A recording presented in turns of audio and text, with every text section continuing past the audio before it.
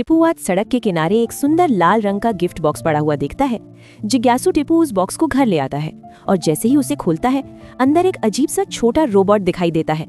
Tipu robot को table पर रखकर सो जाता है, लेकिन आधी रात में अचानक एक मशीन जैसी आवाज से उसकी नींद खुल जाती है। वो देखता है कि रोबोट अपने आप हिल रहा है और उसकी आंखें लाल रंग में चमक रही हैं। डर कर टिप्पू रोबोट को फिर से बॉक्स में रखने की कोशिश करता है, लेकिन अचानक वो देखता है कि रोबोट अब छोटा नहीं रहा, वो धीरे धीरे टिप्पू से भी बड़ा होता जा रहा है और उसकी तरफ बढ़ रहा है।